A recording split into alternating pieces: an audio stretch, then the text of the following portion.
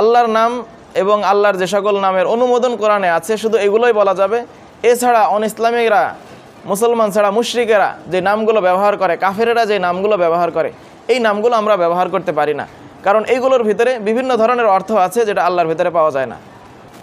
তো আল্লাহ রাব্বুল আলামিনকে, আল্লাহর যেই সুন্দর নামগুলো কোরআনের ভিতরে উল্লেখ আছে, আল্লাহর যে 99 নাম, এই নামে আল্লাহ রাব্বুল আলামিনকে ডাকতে হবে, এছাড়া অন্য কোনো নামে ডাকা যাবে না। এই বিষয়ে আল্লাহ রাব্বুল আলামিন সূরাতুল আরাফের 180 নম্বর আয়াতে ঘোষণা করেছেন, ওয়ালিল্লাহিল আসমাউল হুসনা, আল্লাহর সুন্দর সুন্দর নাম রয়েছে, ফাদউহু বিহা, তোমরা আল্লাহকে এই নামগুলো দিয়েই ডাকো। ওয়াদারুল লাযীনা ইউলহিদুনা ফি আসমাইহি সায়ুজজাউনা মা কানু ইয়ামালুন, আর আল্লাহর এই নাম ছাড়া যারা অন্য নামে ডাকে তারা অবশ্যই তাদের যা কাজ করেছে এর প্রতিদান পাবে। আর আল্লাহর নামের ক্ষেত্রে যারা বিভিন্ন ধরনের বক্রতা অবলম্বন করে, বিভিন্ন ধরনের নাম যারা আল্লাহর ক্ষেত্রে বলে, এগুলো আমাদের পরিত্যাগ করা উচিত।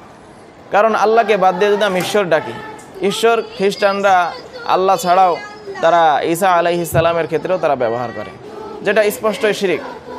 ঈশ্বরের বিপরীতে তারা ঈশ্বরই ব্যবহার করে, মানে ঈশ্বরের মুয়ান্নাস হলো ঈশ্বরী। তেমনিভাবে ভগবান হিন্দুরা ব্যবহার করে, ভগবান এর অনেক শরিক রয়েছে, ভগবানের স্ত্রীও আছে, হিন্দুরা ভগবানের স্ত্রী হিসাবে তারা ভগবতী ব্যবহার করে। অথচ আল্লাহর ক্ষেত্রে আল্লাহর নাম এবং আল্লাহর যে সকল নামের অনুমোদন কোরআনে আছে শুধু এগুলোই বলা যাবে।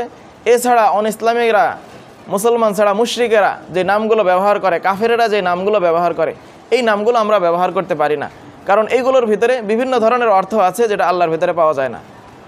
এগুলোর ভিতরে শিরিক আছে, আল্লাহর ভিতরে শিরিক পাওয়া যায় না।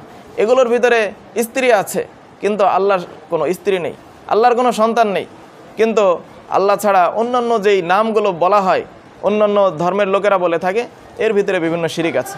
তো অবশ্যই আমরা আমাদের সন্তানদেরকে ভর্তি করার ক্ষেত্রে এই বিষয়গুলো অবশ্যই খেয়াল রাখবো যে আমার সন্তানকে আমি খ্রিস্টবাদের দিকে পাঠিয়ে দিচ্ছি কিনা, আমার সন্তানকে আমি হিন্দুত্ববাদের দিকে পাঠিয়ে দিচ্ছি না কিনা, আমি আমার সন্তানকে সেকুলারিজমের দিকে পাঠিয়ে দিচ্ছি কিনা, অবশ্যই খেয়াল করতে হবে।